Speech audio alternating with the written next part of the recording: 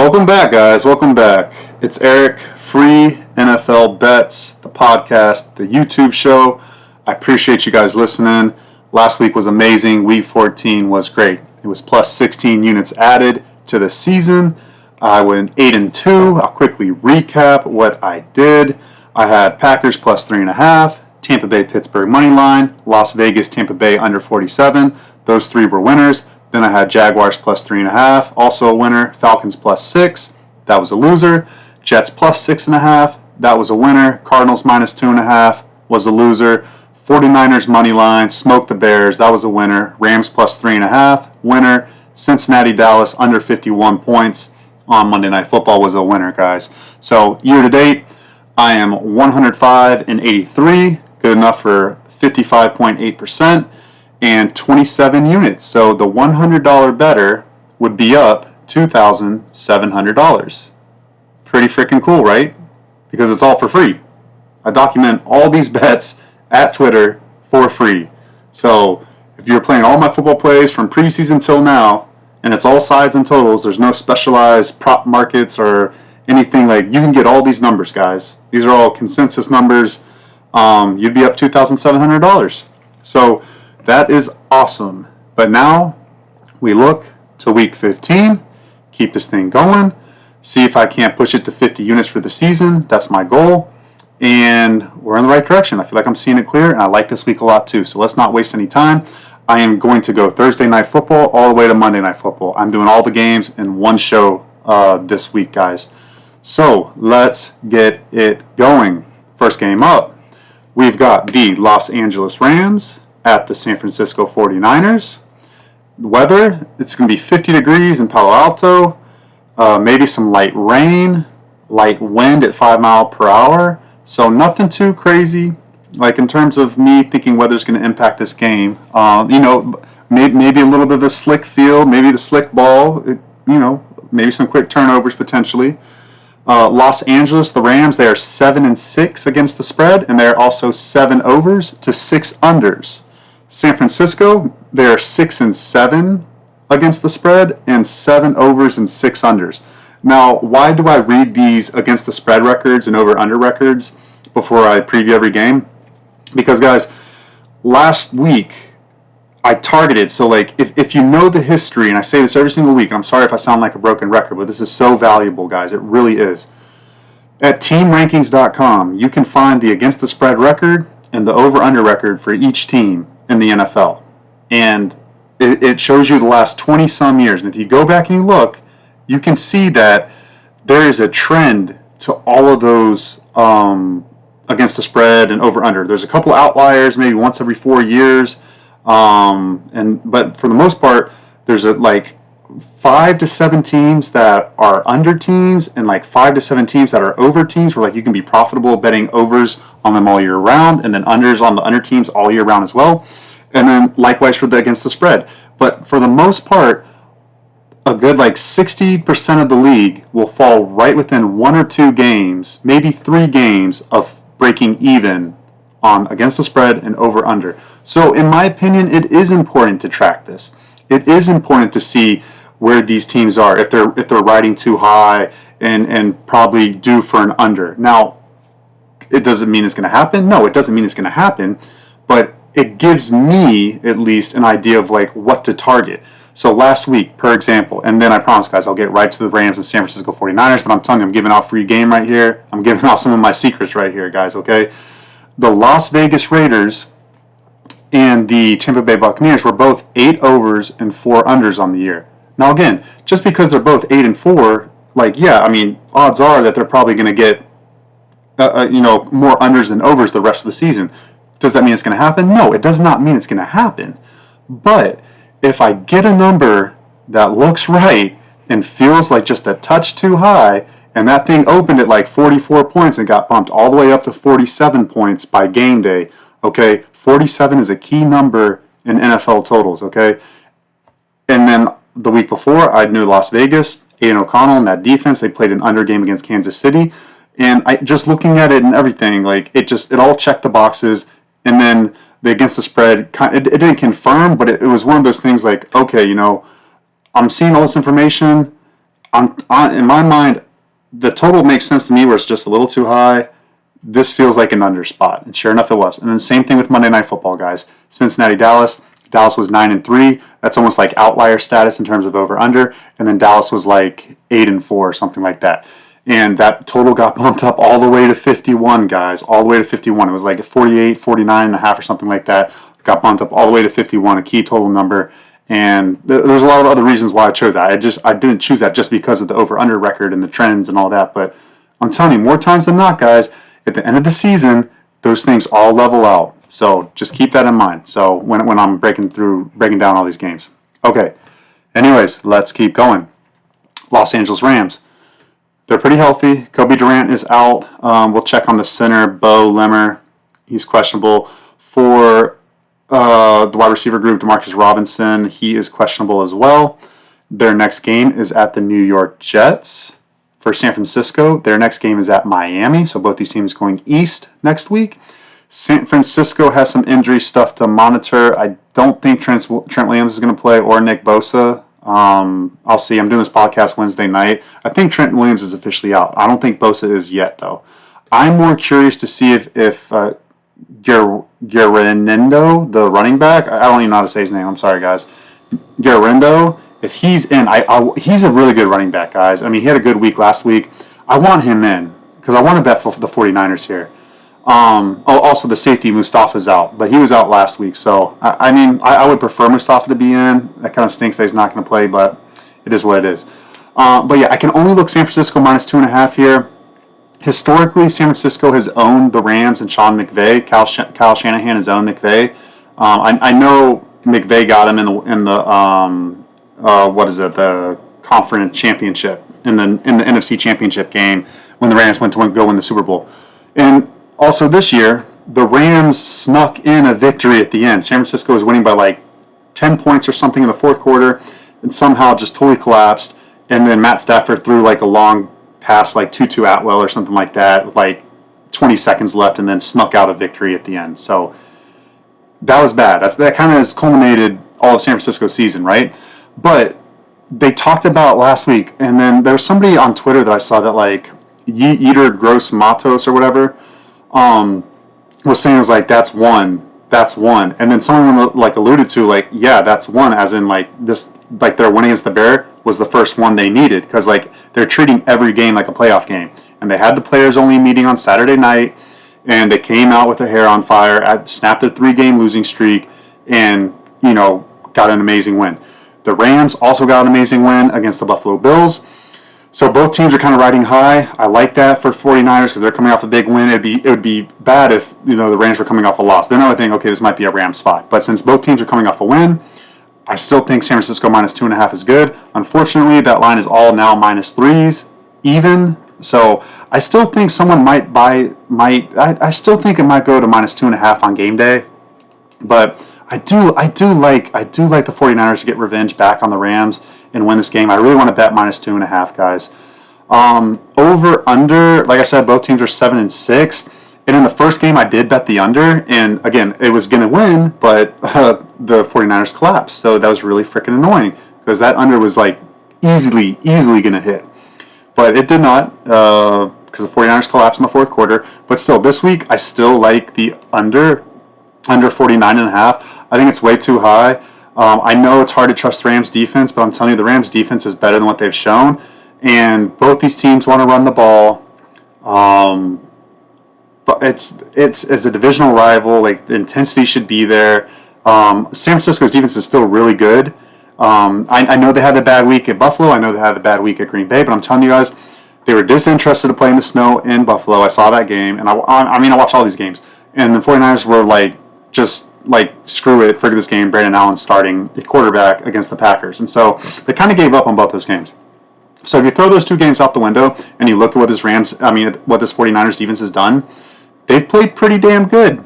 Pretty damn good, guys. So I'm expecting like a 26-23, 24-23 kind of game. And that gets under 49.5. And I am seriously considering betting that as well. So again, follow me on Twitter at EasyMoneyWins to see if I get there with San Francisco -2.5 tomorrow, or Los Angeles, San Francisco under 49.5. So that's the first game. let's keep it moving because we've got a lot of games to talk about. All right, Washington Commanders at the New Orleans Saints. No weather in this one. Obviously, it's in a dome. Washington is 8-4 against the spread. They are 9-4 over under. New Orleans is 5-8 against the spread, and they are 7-6 over under. Washington very healthy. They're coming out of the bye week. Andrew Wiley, the right tackle, he's questionable, and so is Marshawn Lattimore, the newly. I just thought about this, guys. Marshawn Lattimore going back to New Orleans for the first time, playing against them. He's questionable. I think he played the week before the bye week against Tennessee. So I think Lattimore is going to be good to go here. But again, that's the early injury report. We'll keep an eye on that. For New Orleans, obviously, Derek Carr is out. We're going to see if Jake Haener or Spencer Rattler goes. Both are pretty much the same option. Rattler played when Derek Carr was out earlier in the season. He did pretty bad, honestly. He did worse than what I thought he was going to do. I was kind of disappointed in that. I was looking for opportunities to bet the Saints and Rattler because I bet on him in the preseason and he won me money, but he didn't do too hot when he got his chance. So they might go to Jake Haener. We'll see. No advantages there for me, like I said, between Rattler and Haener. Kamara did not practice today with an illness. Bub Means may come back this week, so that's something to monitor as well. The next game for Washington is at home against Philadelphia. And then for New Orleans, next game is at Green Bay. New Orleans, their season is not over because Tampa Bay and Atlanta could easily lose a lot of games, and New Orleans could sneak in and win the division. But with that said, in my opinion, their season's pretty much done. But they're still going to give a good effort at home, guys. They're going to give a very good effort at home. It's just I don't trust Haener and I don't trust Rattler. I feel very confident that Washington off the bye is going to go in there and get a win, especially if Lattimore plays. They're going to definitely play hard for him. And so I don't love laying -7.5. I really don't. I have been doing teasers more, and I think I am going to do another teaser this week. I'm probably going to do 2, honestly, because I like a lot of these teams to win for sure, but not sure if they're going to cover these big numbers. Washington is one of these examples where I could see this game being a low-scoring game. Washington covers, but wins, but does not cover. And that's because, again, the reason why I'm saying that is because this New Orleans defense, their front 7 is pretty damn good, and they know that defense is going to have to keep them in this game. And with the new head coach, the defense is responding better, and I really like that under 43.5. And again, this might be one of those situations where, excuse me, guys, where Washington is 9-4 over under. New Orleans also is more positive over and under at 7-6. This is a game I'm definitely targeting.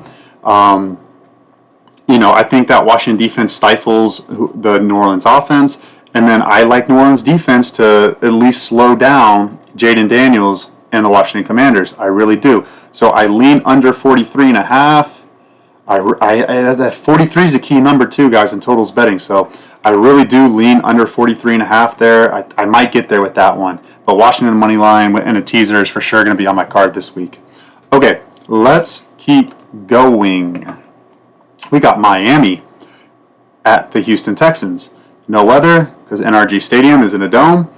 Miami is 5-8 against the spread, and they are 6-7 over under. Houston is 5-6 against the spread and 4-9 over under. Miami's early injury report looks pretty clean, except for Anthony Walker, their linebacker. Just have to monitor him. Houston, Petrie, I think he just got ruled out for the season today, guys. He needs surgery, I'm pretty sure, Petrie. Jimmy Ward is questionable. Al-Shaair is suspended, obviously, for the hit on Trevor Lawrence. Fatukasi is questionable. So defense, some things to monitor. I have looked at the backups. Their backups are pretty good in the secondary, or at least not a disaster. There's no undrafted free agent looking to start. They've all got guys to jump in and play for all these guys. So not really worried about Houston's defense too much. And their next game, they are. Let's see. Sorry, guys. Next game, they are at Kansas City. That's right. So for Houston, this is the start of 3 games in 10 days or something like that. So, the Houston Texans, the Kansas City Chiefs, the Pittsburgh Steelers, and the Baltimore Ravens all are playing 3 games in the next 10 or 11 days because they play on Christmas. So they're playing this Sunday, they're playing next Saturday, and then they're playing 2 Wednesdays from now. So, wait, no, sorry. Yeah, 2 more Wednesdays from now. Yeah, correct. So, yeah, the NFL is like, screw you guys. Yeah, Merry Christmas. Be exhausted on your 10th day playing the most physical sport in the world. Pretty crazy. Anyways, so yeah, that's Houston's situation. So I don't know if you think that might play into it. I don't for this game at least because they're coming off a bye. They're very rested. They're ready to go. So Houston needs to win, guys, because Indianapolis Colts have a pretty easy schedule down the last 4 games of the season for them. They could easily catch Houston in the division. They really could, guys. They really could. Even though Houston has the tiebreaker over them, they could catch them. They could catch them. So Houston needs to win. Houston knows this. They're coming off a bye. If you look at their games, they've played really well in almost all of them. They're just not finishing strong enough. So with Houston at -2.5, I think it's up to -3 though now, guys. Unfortunately. Oh no, there's a -2.5, -120 out there at FanDuel. I like that -2.5. I'm gonna be betting that for sure. I want to wait for more injury stuff to come in. I used to be really quick to pull triggers early in the week and with my bets, but now I'm kind of like, let me consume all the injury. Let me, really get a better read on Friday night, Saturday, Sunday morning. And I don't know, it's working really well for me this year, so I'm not going to break that. But yeah, I do like Houston -2.5 with a short number. Even if they don't finish too strong and they win, odds are that they'll cover the -2.5 most likely.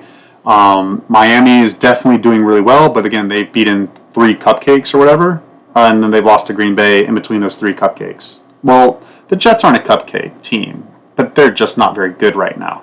And Miami struggled against them. They had to come back, and really the Jets kind of lost that game, just like they've been doing all year. They're just losing the games, and then the better teams have room, and like the Colts and the Patriots they lost to, and then they just lost to Miami, and they were really in control of that Miami game too.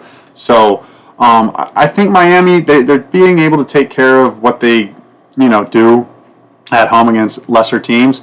But throughout Tua Tagovailoa's career, him going on the road, winning against above average competition, he's very, very poor at winning those games. So he's not good at doing it. So give me Houston -2.5. I really like that. I really like them there. And then total over/under, I do like over 46.5. It's up to 47 now, so people are agreeing with me. I do like that over 46.5. Even 47, I would touch it. I think there's going to be scoring in this one. I do. I can't really explain it otherwise, like matchup wise, like this and that. But Houston's defense has shown that they're not bulletproof, and same with Miami. They're not like some like just super stout team. They both have above average offenses. It could be a back and forth in the second half. It could be like a little low scoring in the first half, but then they start getting things going. There's a ton of speed. There's a ton of good execution. Pretty good quarterback play.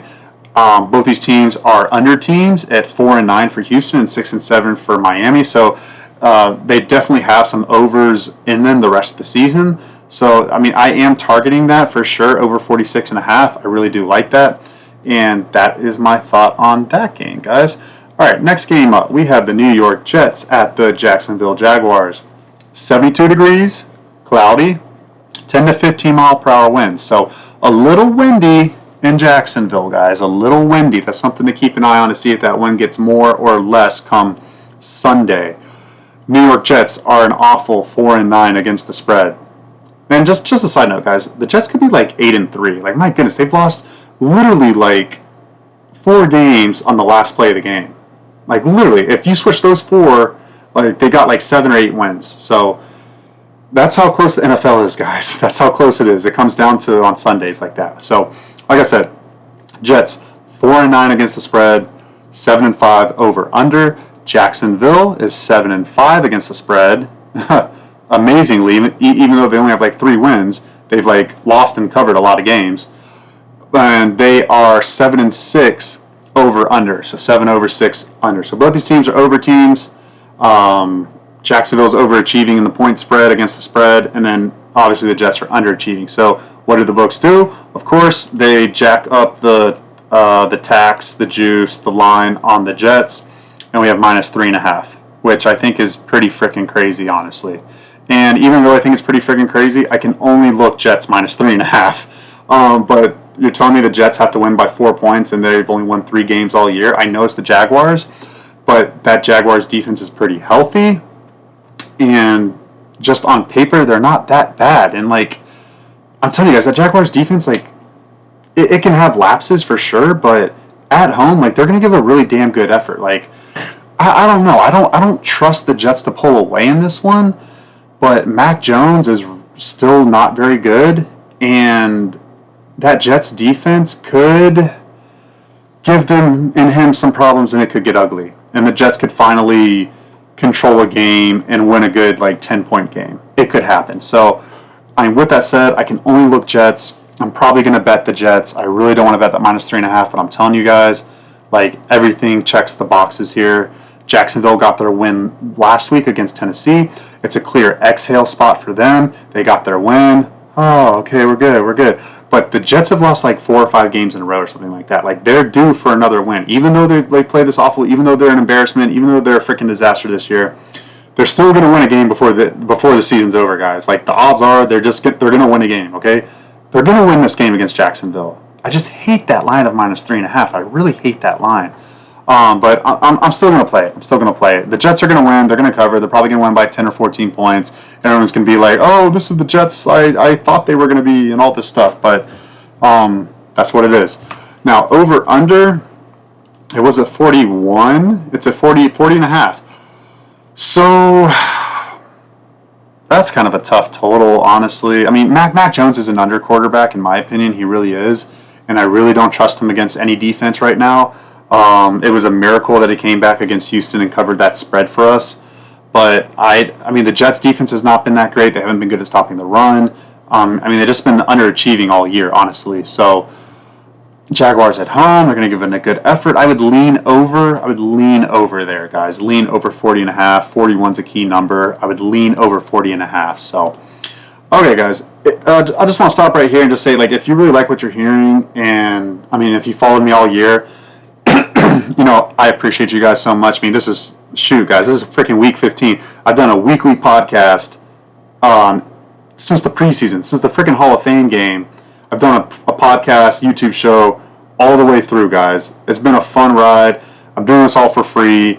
I mean, obviously, I want to build a brand and make money off this eventually, but yeah, just show some love. Drop a like, drop a comment, subscribe to my YouTube channel. Show some love on my Twitter page, guys, and yeah, I just appreciate y'all. So, let's keep it going. Got Cincinnati, the Bengals at the Tennessee Titans. This is the Zach Taylor, Brian Callahan Bowl, whatever you want to say, because Brian Callahan was on the Bengals last year as the offensive coordinator. Now he's the head coach of Tennessee, doing miserably there. Not all his fault, but I do credit a good amount of fault to him, though, because they should have won more games than what they have so far. But anyways, weather-wise, that, and it's not that far to travel either. Like Cincinnati to Nashville, like it's a pretty good travel spot for them too, honestly. But anyways, 56 degrees, light rain is almost guaranteed, and 10 to 15 mile per hour winds. So that is substantial in my mind for this over/under.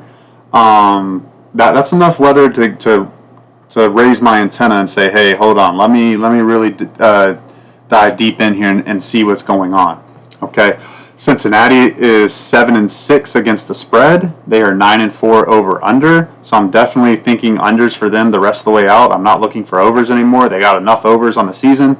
Tennessee is 2-11 against the spread, and so even the worst. So Tennessee is the worst against the spread record team this year, guys, at 2-11. Even the worst ATS teams at the end of the year, they will get 3 covers in a year. Okay, I don't think there's ever been a team that's only gotten 2 covers or 1 cover in like the 25 years that I've checked on TeamRankings.com. I do not believe so. There's been plenty of years with just 3, and then usually it's more like 4 is like the less. So Tennessee is going to get to 3 covers most likely this year. This game here, I don't think so. I don't think they do. I mean, they might, and it's hard for me to go against against the spread record like that bad this late in the season. But I do think Cincinnati takes care of the spread. It's at -5. I think it should be -7. Honestly, I think the Bengals win this by 7 or more, and just basically let's touch over the injury situation real quick. Do need to make sure Orlando Brown plays for them, the tackle. And then on defense, Sheldon Rankins, he did not practice as well today. And then Joe Bacci or whatever, the linebacker, he's doubtful. And they already have Logan Wilson out. And then Tennessee likes to run the football. So that's the only thing with the spread. Like, Tennessee, they can move the football against this defense. But Cincinnati has shown that this defense is playing better and they play well against the bad competition. If you see, guys, when they played the Giants, they kept them, they held them down. When they played Cleveland, they did well against them. This past week when they played Dallas, they held that offense in check. And then the week before their bye week against Las Vegas, they only gave up 17 points. It shows 24 because Joe Burrow threw a pick 6. The defense only gave up 17 points. So this defense is good against bad offenses. So that's where I think people are kind of like, hey, the Cincinnati defense is bad. Yeah, they're bad against the good offenses. Against the bad offenses, they're actually pretty good. So I think Cincinnati defense continues this trend of taking care of the lesser opponents and Tennessee. And Will Levis is still bad. That Cincinnati defense. I mean the Tennessee defense is actually. It actually can be okay. It's actually going to be pretty stout at times, guys. Like, I've always liked that Tennessee defense this year. On paper, that front seven I really like. The back end has had some injuries, obviously, with L'Jarius Sneed. But, that defense is not like a disaster, in my opinion. Even though they've had disastrous outings, when they're at home, I like to back that defense. So I am targeting the under in this game. The over-under in this game is 47. That's a key number, like I've mentioned, 47. And I do think that goes under that key number, guys. I do. I think Tennessee defense plays really hard for this game, for their head coach against his former team. And then also, like, the Bengals, their defense, like, I feel like they can frustrate Will Levis, obviously. So 47 is kind of like a higher total as well. And I just that's just a little too high, guys. And like we saw last week, I mean, I know that was like an under game for sure, like with Mac Jones and Will Levis, but still, like, Tennessee defense did what they were supposed to do. They only gave up 10 points or whatever it was to the Jaguars. So they can give up 27 points here to the Bengals and only score like 17 points themselves, and that's 44 points. Like, guys, I'm pretty confident this is going to be on my play. This is going to be on my card this week, under 47 in the Bengals Titans. I feel pretty damn confident about this going under. I'm going to include the Bengals in a money line teaser for sure. Bengals are winning this game, guys. They actually have a chance to go to the playoffs. It's very slim. They need a lot of help for Denver to lose, but they have a shot. They know they have a shot, and they're still playing hard, guys. They're not quitting on the season. So Bengals are going to win this game. That's for sure. Feel very confident about that. Okay, next game. We have an ugly game. Baltimore Ravens at the New York Giants. We have 42 degrees in Rutherford, East Rutherford, New Jersey. Cloudy skies, cloudy New York tri-state skies is going to be the forecast. 5 to 10 mile per hour winds. It's a December day in the tri-state area, guys. That's what it is. Baltimore 6-6 against the spread and 10-3 over under. The Giants are 4-9 against the spread and 4-9 over under. So kind of contrasting styles here. You have a pretty heavy under team in the Giants and a very high over team in the Ravens. So kind of hard to decipher, how's this going to go? Is Baltimore going to run away with it like 44-10 and then the over hits, or is the Giants defense going to rise to the occasion and kind of stifle the Ravens, and then Tommy DeVito is not going to do anything and it stays under? So something to think about. But anyways, like I said, Tommy DeVito is going to start this week back at quarterback. He did awful against the Buccaneers when he had his one start before he got hurt. But honestly, Drew Lock was not doing too much better. But at least Drew Lock was taking chances and being aggressive, something that Tommy DeVito was not doing. Evan Neal the tackle, John Runyon, they both did not practice. Definitely want to see if they make it to play Sunday, because if they don't, that could be a disaster, even more of a disaster for Tommy DeVito. On defense, Bobby Okereke, the inside linebacker, he did not practice today. Raheem Nunez-Roches, he did not either. Drew Phillips did not practice. And then basically the whole secondary is questionable. And they lost Nubin, the safety, but he wasn't very good. But anyways, I mean, the whole secondary is in shambles, apparently. So need to monitor the Giants' injury report. Their next game is at Atlanta. And for Baltimore, their next game is home against Pittsburgh. So like I said, Baltimore, this is the first game within 10 days for them, because they play on Christmas Day. And then they also play against Pittsburgh next Saturday. So injury-wise, they're very healthy. They're coming off the bye week. They look good to go. I can only look Baltimore minus 15, guys. I know it's a freaking high-ass number at minus 15. Oh, shoot, it's up to minus 16. Wow. I just saw that. Literally, it opened at like minus 13.5, went to 14.5. It was at 15.5 this afternoon. Now it's at 16.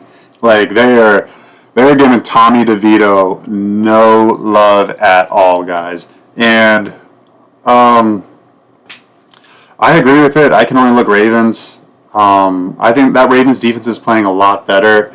And the only thing I'm concerned about is this, is that if the Ravens jump out to a big lead, say they get to like 21-0 or whatever, and it's like the third quarter, like they know that they have 3 games in 10 days. Like, they're just going to start handing the ball off and, milking the clock, knowing that their defense can just really take care of DeVito, no problem. So it puts a little hesitation. They might give up a cheap touchdown at the end. Like, say they're up, like, I don't know, 24-7 in the fourth quarter. Like, they give up an easy touchdown. I don't know. I still lean Baltimore minus 16 for sure. That's the only way I could look. Now, over-under wise, it's 42.5, and that's a difficult total. But like I said, I lean under. I mean, obviously I lean under because like Baltimore is becoming almost like an outlier over-under team at 10-3. But they have some under games. I mean, they always play under against Pittsburgh, so like they could get it next week, and this game would go over. I lean under 42.5. I'm probably not going to get there, but like I said, I do lean under just because I think Baltimore jumps out to a controlling lead, like 24-0 in the second half. They just start running the clock out, and then that's kind of how I see it going. And then Giants might score like a touchdown or like 10 or 13 points, something like that, and like 28-13. What would that be? 41? Yes, for 41 points right there. So that's kind of how I see it, guys. Like a 28-13 game. That's kind of how I see it. So I really don't. I mean, Baltimore could blow them out, or it could be a 28-13 game. So it's either going to go one of those two ways. One thing I do know, the Giants are not going to score 20 points in this game. I would be pretty damn shocked. So maybe a Giants team total under. That might be a way to look for that game. Okay, next game, we got the Kansas City Chiefs at the Cleveland Browns. Weather, 45 degrees, definitely some rain, and 15 to 25 mile per hour winds. Cleveland is notorious for windy weather, okay? So definitely, if there's wind, if there's any type of like heavy wind, I'm automatically looking under, especially at Cleveland Browns games, because the way their stadium is set up, the wind comes in from the west so easily into the stadium, and it really alters throwing the football. So 25 mile per hour winds, that's substantial enough for me to just bet an automatic under. That, like, literally, when Cleveland has winds at 25 mile per hour sustained, it's an automatic under for me, because you just cannot throw the football. Excuse me. Kansas City is 5-8 against the spread. They've lost like 7 against the spread last 7 games, so it's pretty crazy. So they're 5-8 against the spread, 6-7 over under. Cleveland is 4-9 against the spread, and they are also 6-7 over under. Kansas City injury report: Humphreys, the left tackle, did not practice. Jawan Taylor, the other right tackle, was limited, but he's questionable, so definitely need to track the tackles there for the Chiefs. The defense is healthy, and Harrison Butker, the kicker, may be back. Their next game is Saturday against Houston. Again, Kansas City, they're one of the other teams. They play 3 games in 10 days. They play this at Pittsburgh on Christmas Day. And then for Cleveland, their next game is at Cincinnati. So for them, Joe Bitonio, the guard, he is questioned. Oh no, he did not practice. Need to track him. And then Njoku also did not practice as well. Wyatt Teller limited today. The other offensive lineman, he's questionable.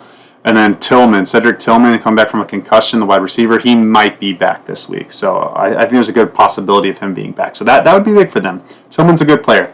On defense, Newsome, the cornerback, went to IR. Emerson Jr., the other cornerback, he's questionable, but he did have limited practice. Everyone else looks healthy on the early injury report for the Browns. So, like I said, KC is not covered in 7 straight games. And with that said, I can only look them. I don't trust Jameis Winston. I know Kansas City's on the road, potential weather in play, but you can run on this Cleveland Browns defense. Their linebackers aren't that very good. Their front seven is not as good as it was last year, and that's why they're just not as good this year either. And then also the secondary is not that great this year either. They're underperforming as well. So I can only look Kansas City -4. I'm not looking, even though they've only been winning close games. I think this is the week where they win and cover a point spread. It's a low point spread. In my opinion, Cleveland isn't worthy of being this little small of a dog at home with just their current roster situation. Chiefs are pretty damn healthy. I do lean that. And also another tidbit, another gold, like a drop of gold for you, whatever they're saying is like giving out free money, like free game. Teams that win in the NFL and the point spread is less than 6. So the point spread is like 5, 4, 3, 2, 1. If the team wins, they cover that point spread like a good 82% of the time, guys. I've been saying this for a long time on this podcast. And if you just go back and check every single week, even the teams that win usually cover the -6, -7 point spread ranges. More times than not. So automatically, if I think a team's going to win, it's hard for me to take that other team as the dog, even if I feel like the point spread is too high or whatever, So in this case, Cleveland, I feel pretty damn confident they're going to win this game. I think they're going to cover the point spread, guys. I think they are. This is a smaller point spread for them against a lesser opponent. I think they take care of business here, guys. Over-under is at 44, and like I said, if it's Sunday and that wind is legitimately at 20 miles per hour, sustained winds, I will be betting that under. That's an automatic play for me. Whenever Cleveland Browns games have that much wind, it's just a surefire under for me. The kickers won't be able to make any kicks. Quarterbacks won't be able to throw the ball consistently. It's a thing, guys. It's a legitimate thing. So that's something to keep an eye on. Okay, next game. We have the last 1 o'clock game of the week, and it is the Dallas Cowboys at the Carolina Panthers. And I am just shocked at this point spread. We'll get to it. First, weather. 45 degrees in Charlotte, North Carolina. Maybe some rain. 5 to 10 mile per hour winds. Dallas is 4-9 against the spread, so not very good. And they are 8-5 over under. So 8 overs, 5 unders. Carolina is 6-7 against the spread. So overachieving a little bit against the spread. Or they're just covering the large point spreads because they've been bad all year. That's also another thing. And then they are 9-4 over under. So already off break, guys. I am looking to see if this total is high enough for me to get involved with an under, because both these teams definitely have some unders left in them. The rest of the season in the next 4 games. 4 games. So definitely seeing if I can get there with an under. But before that, let's take a look at the injury report. Cooper Beebe, the center for Dallas, has a concussion. He did not practice. I don't think he's going to play this week. We will see. On defense, Nick Vigil, and then obviously Demarion Overshown. He's out for the year. That's a really bad loss for them. So everyone else looks okay. Everyone else looks like they should trend to play. CeeDee Lamb and everybody else looks good to go. Their next game is home against Tampa Bay. And for Carolina, their next game is home against Arizona. I feel like they played the Cardinals at home every single year. It's kind of weird. For Carolina, there were did not practices of note. Offense looks healthy. Defensive front seven has that defensive line has some guys to monitor. They did practice today though, but just need to monitor that. If you like Carolina, you should see if they actually play or not. But like I said, this point spread is kind of crazy. +3, guys. There's +3s. It's -2.5, -3 on Carolina. Like, I know Bryce Young has been playing better, but I'm sorry. I'm just like -3. I don't know, guys. I don't know what they're seeing out there. Like, Cowboys have the better defense. That's for sure. They have the better defense. Now, offensively, it's kind of a toss-up. But I mean, if you're telling me I'm gonna get the better defense on the road and what probably makes out to be a very close game, I mean, the Cowboys went to Washington on the road and won outright and pretty much played well the entire game, and that was a better defense. So Cooper Rush, yeah, he's had his issues, but I don't know, guys. You're giving me 3 points? No, and with the better defense, I like the Cowboys +3, guys. I think I'm going to bet them with it. I really do. Over under is 43. Key number's 43. I do like this to go under. I got to think about it a little bit more, but just, conceptually, Dallas defense should play well. The Panthers defense has been playing a little bit better, and then obviously Cooper Rush has not been playing the best. So I don't expect the Cowboys to just like run away with this thing or like score, 27 points, 28 points. I definitely don't see that from the Cowboys. And then the Panthers, I mean, they're still not scoring a ton of points. So I do lean under 43, guys. I do. That's a key number of 43. I lean under 43 there for sure. All right, on to the 4 o'clock games, guys. We got like 5 or 6 of them. Got a lot. Like I said, every team is playing this week, guys. Every team is playing. Let's keep going. All right. We've got the Pittsburgh Steelers at the Philadelphia Eagles. 40 degrees, light rain, and 5 to 10 mile per hour winds. Pittsburgh Steelers are 10-3 against the spread. They are 7-6 over under. Philadelphia Eagles are 8-5 against the spread and 5-8 over under. So Pittsburgh at 10-3, like them and the Denver Broncos are the 2 top against the spread record teams in the NFL. So Pittsburgh definitely has some losses there coming their way, like against the spread, in my opinion. But this point spread is just too freaking high. Like, no freaking way should the Steelers be +5.5 dogs. I'm sorry, they should not be. Like, if this gets to +6, that's just out of control, guys. Out of control. I mean, everyone's healthy for Pittsburgh except for Deshaun Elliott and George Pickens. I don't think either of them are going to play this week because, again, Pittsburgh has 3 games in 10 days. So, and then also this is an out-of-conference game against the Eagles. This pretty much has no relevance to Pittsburgh except for them trying to get the 1 seed in the AFC, which they do want. But if they don't get it, it's not the end of the world. They can still get the 2 seed, and all they have to do is just beat Baltimore and Kansas City the next 2 games, and they're firmly in the driver's seat. So, yeah, guys, I really think +5.5 hits. I really do. I mean, it's like life, death, taxes, and Mike Tomlin is an underdog. I mean, he's like 65% lifetime as an underdog in any game, home or away, like 65% against the spread. So, I mean, that's insane. That's an insane rate. So, I can only look that way for Philly. Their next game, I don't think I put that on here. Sorry, guys. I usually put that on there. I mean, the Steelers play Baltimore on Saturday. Philly, they're at Washington. So, obviously, Reed Blankenship might not go this week. We'll have to track him. But other than that, Philadelphia is really healthy.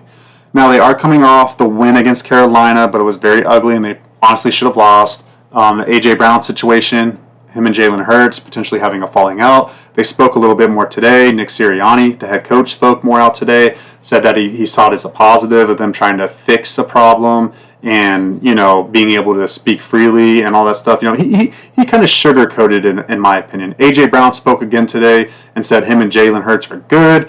He said, there's nothing wrong there. The Brandon Graham situation where Brandon Graham spoke out. AJ Brown says everything's good. So, and it could also be viewed as a positive. It could also be viewed as like, hey, they are getting all the stuff out. They're talking about it. They're going to fix it. They're creating urgency, to make sure that everyone's, doing the best that they can on offense in the passing game. So, obviously, Saquon Barkley is doing really amazing. But in order to go deep in the playoffs and win the Super Bowl, they're going to have to figure out that passing game. So you can look at it from two angles. Like, is this a distraction in the locker room? Is this a legitimate distraction? Or is this kind of like good frustration coming out? We're like, hey, let's speak our minds and let's fix this. So kind of hard to decipher between those lines, in my opinion. I kind of lean to the to the latter, where this is actually a good thing for them to talk about and brainstorm and fix it. Just clear the air right now and fix it. Because, we've seen this Philadelphia locker room kind of go both extremes. Like when they went to the Super Bowl against the Chiefs, everything was high. Last year, they started out hot, then lost a lot. Him and Sirianni and Jalen Hurts relationship wasn't very good.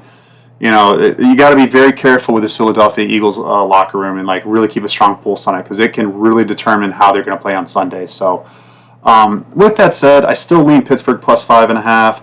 The total is 42, and it feels a little low, but I do think it goes under, guys. I do. I think it does go under. Steelers defense is good. Philadelphia Eagles defense is very, very good this year. No George Pickens for the Steelers.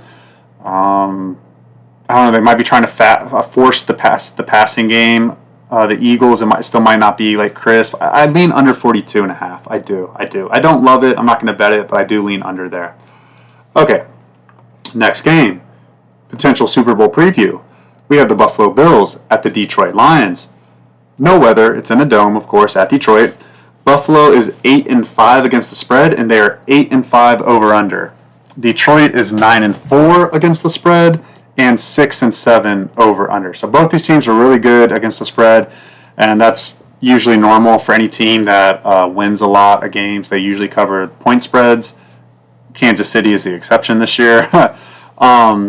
Buffalo is very healthy on offense, finally. Dalton Kincaid and Keon Coleman look to return this week.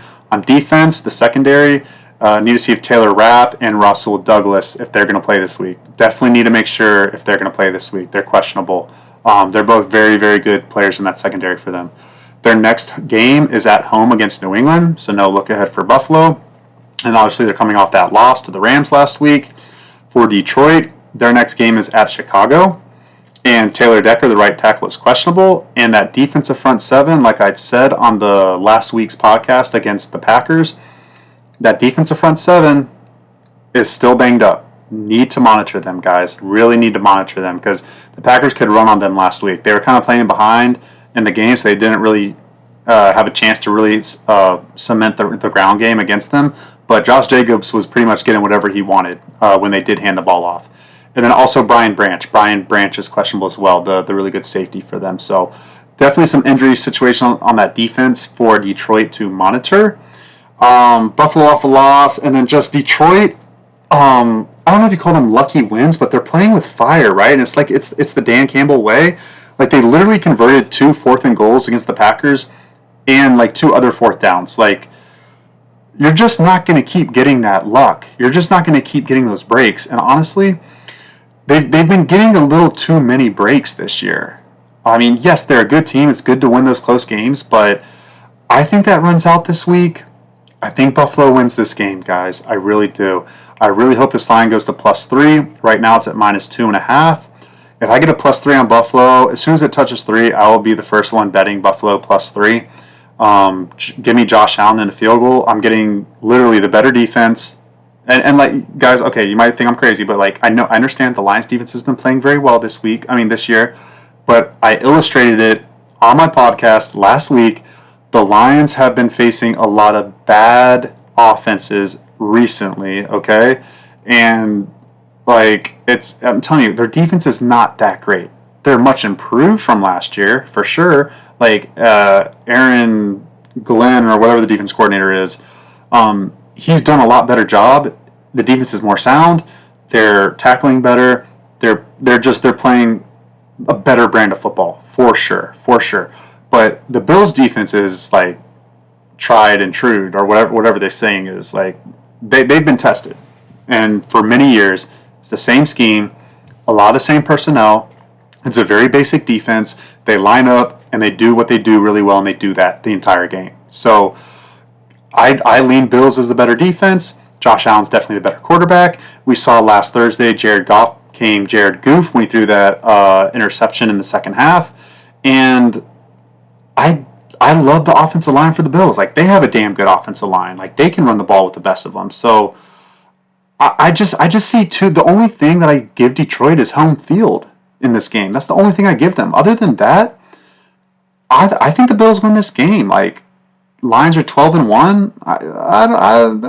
That's a kind of faulty 12-1. And I spoke about this last week on the podcast, guys. I did. I said that 12-1 for the lines is a little faulty, or the 11-1 at that time. But yeah, Bills. Give me the Bills off a loss here, guys. I think that Bills and points. You're going to give me plus 2.5, maybe even plus 3 with the Bills. I think that's a good enough advantage to go ahead and take that bet. Over under is 54.5, and I am pretty confident I will be betting the under 54.5 in this game. And I say that because I think this Bills defense really, I don't know what the word is, slows down this Lions offense, and especially the fourth down. I think if they try to go for fourth down in Lions territory, I think that the Bills are able to stop them a couple times on fourth down, just because they're so disciplined, they're so smart, they're always in the right place.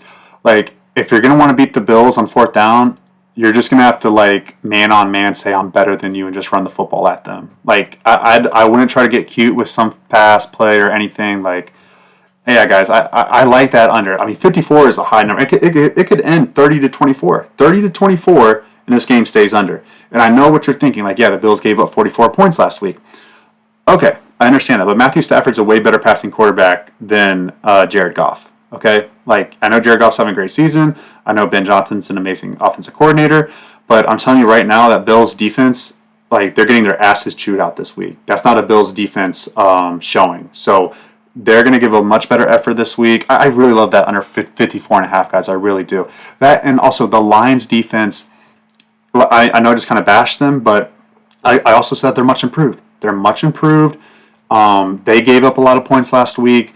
They're going to be challenged to do better this week. I'm telling you guys, it's just a little too high. It's a little too high. I have this over-under closer to like 51 in my opinion. In my opinion, that's what I think it should be around. I'd like a high-intense game, Super Bowl preview. Usually Super Bowls are not like crazy high scores most of the time. I lean under 54.5 there. I really like that. I really like that a lot. Okay. Next game, guys. Next game. We're working our way through here, guys. Indianapolis Colts at the Denver Broncos. We have a cold one here. 35 degrees. Clear skies in Denver. Clear skies and a light 5-mile-per-hour wind. It's a beautiful December night or December evening, afternoon in Denver in this one, guys. Indianapolis 8-5 against the spread. They are 6-7 over under. Denver, like I already mentioned, is the best ATS team in the league at 10-3, and they are 8-5 over under. Now for Indianapolis, they're coming off the bye week. Josh Downs and Bortolini, the offensive lineman, and Braden Smith, the right tackle, are questionable, all three of them. So Josh Downs is a really good player. I definitely would like to see him play if I want to bet Indianapolis, and I do want to bet Indianapolis. The defense is healthy. Their next game is home against Tennessee. Now, again, Indianapolis has a legitimate shot of making the playoffs this year if they win this game. If they win this game, I think they pretty much have the driver's seat to get that last wild card spot. And I really do respect Shane Steichen, the head coach for Indianapolis. He gets his team ready to play every week. I think he's done a really fantastic job at with the Colts. So, I like the Colts this week, guys. I really do. I think they win this game. I think they do. And the reason that I'm saying that, and I'll get to Denver right now. So, like, Denver, their next game is Thursday Night Football, so that's also another thing I'm looking at. They have a short week coming up against a divisional opponent and the Chargers, which could be big for them because if they beat the Chargers, then they really have control of that wild card spot against the Chargers, per se. And they're also off a bye as well, so both teams off a bye. PJ Locke is questionable. Riley Moss is questionable in the secondary. So those are two key pieces for them. Riley Moss was out against the Browns on Monday Night Football, and Levi Wallace looked trash, okay? And the other guy they put out there was bad. Jerry Jeudy was running free, okay? So Riley Moss, they need him back. So if you like Denver this week, I would wait to make sure Riley Moss is playing. All right, offense looks healthy for them. Like I said, Indianapolis +4, the only reason I can take them, or the only way I'm looking that way, is because Bo Nix has shown. So Bo Nix is a spaz. Like that's the right word. Like so someone said, gosh, what did someone say? He's like a mix of like somebody and somebody. But anyways, like he's too much of a spaz. Like he just like runs. His body goes 1,000. No, his mind's going 1,000 miles per hour, and his body's like trying to keep up. And he's like, he just needs to calm down. Like calm down. You're good. You know what you're doing. Just calm down. But he's not there yet. He's not calm. He's not poised. He's making bad throws. He threw like 2 interceptions against the Browns. Indianapolis's defensive front seven is very damn good, actually. And I like them to get to Bo Nix, and I like them to frustrate him. And I think Bo Nix kind of has a bad game here. Like, for him to be a rookie and just keep playing this well, it's going to end. It's going to end, guys. It's going to end on Sunday. I like the Colts +4. I feel very, very damn good about that. Obviously, I don't feel great about Anthony Richardson, but both are kind of even. I see this more as a field goal game. I think getting Indiana +4, I think that's a really good bet. I really, really do. And then I lean under. I'd want to see if Riley Moss is playing before I bet under, but I do lean under. Let's see what the total is. 44.5. I do lean under there, guys. So, all right, let's keep it moving. We have 2 more 4 o'clock games left. We have the Tampa Bay Buccaneers at the Los Angeles Chargers. And Tampa Bay, obviously there's no weather. It's SoFi Stadium. Tampa Bay is 8-4 against the spread. They are 8 overs to 5 unders. The Chargers are 9-5 ATS and 4-9 over under. So 2 contrasting over under teams. Both teams are overachieving against the spread. So Tampa Bay is going to be without Antoine Winfield Jr. That's substantial. That's big time in my eyes. Obviously Levante David is the general of that defense, but Antoine Winfield Jr. is the general of the secondary, for sure. He is a playmaker. He is a great communicator. Like, he's super important, guys. So for him to be out, obviously it's not like the Chargers passing attack is that scary, but, still, him out is considerable in my eyes. KJ Britt, the linebacker, is questionable. Joe Tryon-Shoyinka is questionable. And Mike Edwards, the other safety, he is questionable. So definitely need to monitor the defense for Tampa Bay if you like Tampa Bay this week. Offense looks very healthy. Mike Evans, Bucky Irving are questionable, but they've been playing, so I think they play. Their next game is at Dallas. For the Chargers, their next game is home Thursday Night Football, like I just mentioned, against the Denver Broncos. So I kind of don't love the spot for the Chargers, but they need to win. Even though it's a cross-conference opponent in the Tampa Bay Buccaneers, literally has nothing to do with tiebreakers, they still need to win this game just to make sure that they make the playoffs, because they can't win the division anymore because Kansas City clinched that last week, but they need to keep winning here. They need to keep winning. So Ladd McConkey, he did not play against Kansas City. I really hope he plays this week because I really want to bet the Chargers this week. Will Dissly is out, the tight end. Denzel Perryman, the linebacker, questionable. Need to track the rest of the defense on the early injury report. But other than that, everybody looks pretty good. No new injuries there.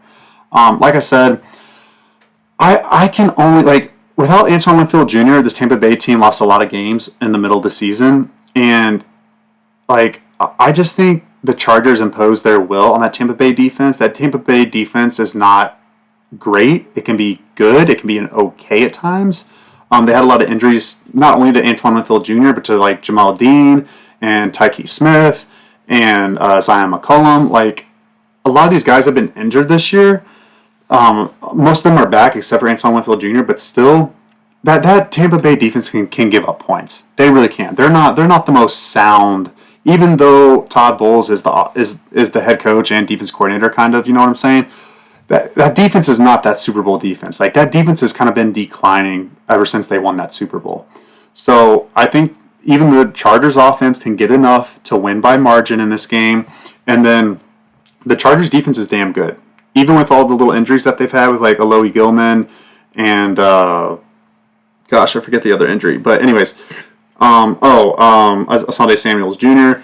Like, they're still a really sound, hard-nosed defense, a Harbaugh defense. Like, they play well. I think they frustrate Baker Mayfield. I think they get after his ass. I think they have a really good showing at home. They need a good win here. I think this is a Charger spot, guys. And the spread is -3. There is one -2.5 out there, but I think this goes to 3 for sure and stays there. This is one of the games where I don't think it goes back down to -2.5. So if you like the -2.5 like I do, I'm probably going to bet that tonight with the Chargers -2.5. Okay, the total is 45.5, and I like under, guys. I like under. I think the Chargers at home impose their will on how they want the game to go. I think they win. And they frustrate the Buccaneers offense. I think they do. I think they win like 23-17, somewhere around there, and the game stays under. Okay, next game, last 4 o'clock game, guys. We've got the New England Patriots at the Arizona Cardinals, and New England is 5-7 against the spread, 8-5 over under. Arizona is 8-5 against the spread and 5-7 over under. No weather because they play in basically a dome in Arizona. I think the roof can open up, though, if they want it to. Excuse me. New England's off a bye. Everyone looks pretty healthy. Need to track Vidarian Lowe and Cole Strange on the offensive line. And the entire secondary is questionable. But I do think they're practicing. But definitely need to monitor that for New England because that secondary, I mean, if all those guys are out, that's big time. And then Anthony Jennings, the defensive end, outside linebacker, he's questionable as well. Their next game is at Buffalo, like I already mentioned. For Arizona, their next game is at Carolina, like I've already mentioned. Trey McBride, he's questionable, the tight end. Definitely want to make sure he goes if you like Arizona. And then also the 2 starting defensive tackles are questionable. Everyone else looks good. This is a circle of the wagon spot for the Cardinals, guys. Kyler Murray came out publicly and said that the game was on him because he threw those 2 interceptions in the first half against Seattle, and he took the blame for it. It's a very mature response from him for Kyler after like his immaturity since he's been in the NFL.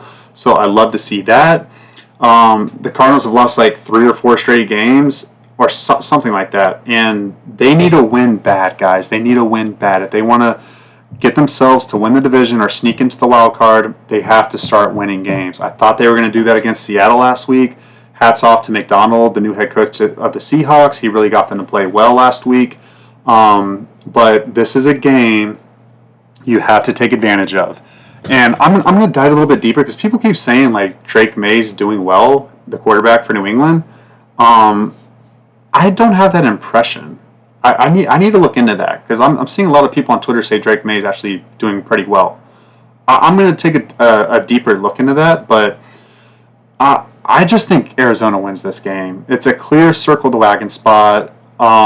They've had success earlier in the season, middle of the season. They've been resilient. They've come back. They've shown a lot of character. Like they're a team that's not going to quit. So they've shown that, and they're saying all the right things after this loss against Seattle. So Arizona's going to be on a teaser for me for sure. Arizona's winning this game 75% of the time, if not higher, in my eyes. So, I am looking heavy on Arizona. Then over-under is at 46. Like I said, I need to look at Drake May to see, like, hey, is he actually really good?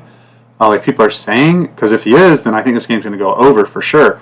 But if not, that Cardinals defense can be sneaky good at times this year, and they might frustrate the New England offense. So take a look at that. I'm going to take a look at that. So, okay, guys, let's keep it going. We got the primetime games now. We got one Sunday night football game, And I don't know why they're doing 2 Monday Night Football games on Week 15 of the NFL season, but they've decided to do that. It makes no sense at all.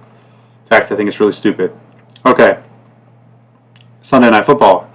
Green Bay Packers at the Seattle Seahawks. Pretty big game for Seattle, obviously, but also for the Packers. Because if the Packers lose this game, then they lose the tiebreaker to Seattle in the wild card. So this is a big game, guys. Seattle's playing really, really well right now. Much better than what I thought they were capable of doing. I bet them against Arizona 3 weeks ago, and they won me money. And then I faded them the next 2 weeks against the Jets, where the Jets really lost that game. They should have beat Seattle. And then last week they beat Arizona, like I just mentioned. So weather 45 degrees, small chance of rain, and light winds of 5 miles per hour. So nothing too bad there. Seattle weather in December. Green Bay is 7-6 against the spread, and they are 6-6 over under. Seattle is 6-6 against the spread and 7-6 over under. So Green Bay is pretty healthy. Romeo Doubs is questionable, and Edgerrin Cooper, the linebacker, young linebacker, he's questionable, as well as Bullard. I think Bullard's the safety nickelback or something like that, and then Williams, the safety, is questionable as well. So need to see those defensive guys if they're going to go or not. Next game is Monday Night Football at home against New Orleans for Green Bay, and then Seattle. Their next game is at home versus Minnesota. So 2 big home games coming up here for Seattle. And Kenneth Walker's questionable. Trey Brown, the cornerback, on defense, he's also questionable. So need to track that there. But with that said, guys, I think Green Bay takes this game. I like Green Bay minus 2.5 here. And just simply put, Geno Smith is still bad, guys. He's still bad. I know he had a couple good games last 2 weeks, but he's not consistent enough. Jordan Love's way more consistent. Jordan Love has gone into the playoffs on the road and won football games. He is legit in my eyes, guys. Like, he's really impressed me, and I used to be a Jordan Love hater last year, but he is really playing well. A lot of years in this offense, but second year as a starter, and they've been playing well. I think they get a good win after they lost at Detroit. I think they go on the road here at Seattle, national televised game against the 12s. I think they rise to the occasion here. Seattle can make it a little interesting, but I really feel strongly that Green Bay pulls out a really good win here. I think Seattle, that luck is riding a little too high. I think they're due for a loss here, guys. I think they are. Okay, over-under is at 46. Is that right? Yeah, 46. And it's a tough over-under. I'd lean under 46. I don't feel great about that. But I do lean under 46. I do. All right, Monday Night Football. And then we're done, guys. Appreciate y'all for listening. I hope I'm helping you win money. If you just want to play my bets, you're going to probably win money. But yeah, I hope I'm giving you inside information or insightful information that can help you make educated decisions for yourself. If you're just like looking for, an information show to really, help you with your handicapping process. So, okay, last 2 games. First Monday Night Football game, we got the Chicago Bears at the Minnesota Vikings. Line is -7, and the over/under is at 43.5. So, no weather here. Obviously, Minnesota plays in the Dome. Chicago is 6-5 against the spread. And also, like I said, I don't put the pushes. So I think technically Chicago's 6-5-2 against the spread.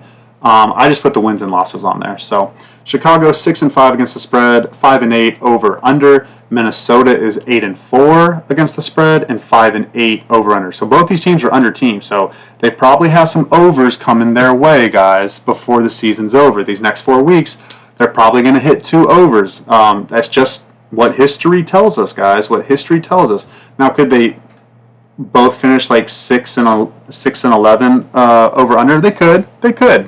But more times than not, this game is probably going to go over. That's my hunch, guys. That's my hunch. Now, Chicago injury wise, Elijah Hicks, the safety, and Bates, the offensive lineman, are questionable. Everybody else looks pretty healthy. Their next game is home versus Detroit. Minnesota, their next game is at Seattle. I think it's a primetime game too. I'm not sure. But they're very healthy, minus Stephon Gilmore, the cornerback. And with all that said, so I think this is a Bear spot, +7. And I say that, and I know it's kind of like crazy, right? Because they looked awful last week at San Francisco. But last week, like, usually teams play really well when their head coach gets fired. So like Eberflus got fired after Thanksgiving, and then the Bears went to San Francisco, and I think they were I think they exhaled a little too much. I think they were like, oh, good, we got Eberflus out of here. Like, all right, we can be ourselves. And I think they were themselves a little too much. I think they exhaled a little too much, like where they weren't as sharp and weren't as focused. And they got their lunch handed to them. I mean, just flat out by San Francisco. They got by a desperate 49ers team, came ready to play and freaking whoop their ass. So, and I picked that game right. I was on San Francisco money line, and I wanted to make it a 5-unit play. I should have. I risked 5 units to win 3 units on the money line. That's how confident I was, and I just knew it. I just knew, like, Caleb Williams, like, the maturity level is not there yet, and yeah, it was just a complete flat spot for the Bears. Now they got that out of their system. They're going to be on national television. They were just on national television against the Lions, and they rose to the occasion against a divisional opponent. I think that they do the same thing here. I think they rise to the occasion. I think they play really well. They literally almost beat this team like 3 weeks ago. They took them to overtime. They came back on them. So they know that they have the confidence to move the ball against this Minnesota defense. And I just think they wake up. I think that they respond, guys. I think they respond this week. The flat spot's out. The exhale's out. Now it's like, okay, Thomas Brown is the head coach. Let's start acting like we're a football team now. Just because we got our head coach gone, now we need to show up. Okay, and I think they do that on national television. I think they have a lot of pride. All the good players are still healthy on the team, ready to play. Like, they're competitive. They're pros. They're going to come ready to freaking play. I think 7 points is just a little too much, guys. Just a little too much at Minnesota. I do lean over 43.5. Like I said, both these teams are under 5-8 over under teams, so they're under teams. And I mean, basically the Bears +7 and the over is correlated in my opinion. Because if you like the Bears to cover, because I think Minnesota is going to get to 23, 24 points. So if you like the Bears to cover, I think that leans more to the over. So I think you're hoping that the Bears do their part and they score, because I definitely see scoring from Minnesota this week. So I lean over 43.5. I don't think I'm going to get there with that, just because I do respect Minnesota's defense, and it's a divisional game. The first game flew over at the end. I don't know, maybe there's a lot more gritty, intense play here. I don't know. I'm probably, even though both teams are 5-8 over under, I lean over, but I'm not going to get involved most likely, guys. Okay, last game on the board. Thank God, I'm tired. We got the Atlanta Falcons at the Las Vegas Raiders. Excuse me. No weather in this one, obviously.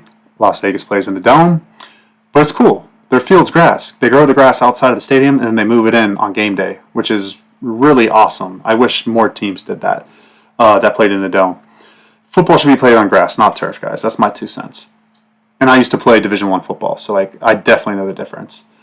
Atlanta, 5-8 against the spread, 5-8 over under. Las Vegas, 5-8 against the spread, 8-5 over under. So identical against the spread records, 2 contrasting over under teams.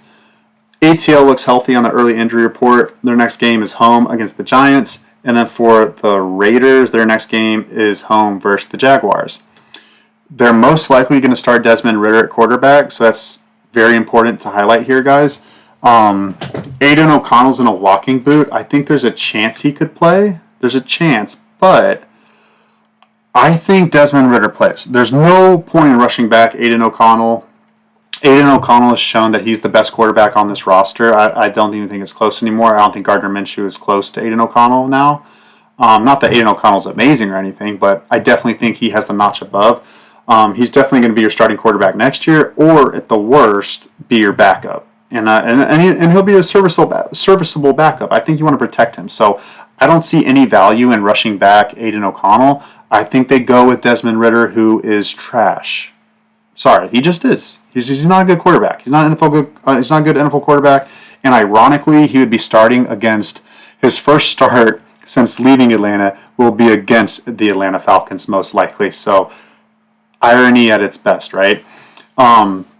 Nate Hobbs on defense is also questionable. The nice outside linebacker, nickelback kind of hybrid safety player. He's questionable. And with all that said, especially if Desmond Ridder's playing, I can only look at Atlanta -4. Atlanta has looked awful, guys, like absolutely awful. But their defense is better than the Raiders. Kirk Cousins, I do think he's going to figure it out this week. And I like them -4. I do. I think they win by a touchdown or more. I think that they do. I definitely lean under 44.5 if Ridder plays. The Falcons can play to a slower under game and just run the ball and get out there with a small victory. But so I kind of see this game like 20-13, maybe even like 24-14, something like that. I think this Falcons defense like really frustrates Desmond Ridder for sure. So I like the under there, but I'm going to wait to make sure Desmond Ridder plays before I bet this game, because if Aiden O'Connell somehow plays, that changes it for me. I'd lean Raiders +4, and I would lean over 44, but I feel pretty confident Aiden O'Connell is out in this one. But we'll see. We'll see, guys. He's got an extra day of rest, so.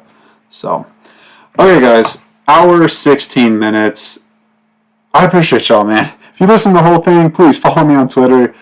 Show some love on my social media. And I will see you next week on the podcast. Thanks, guys. Let's win some money.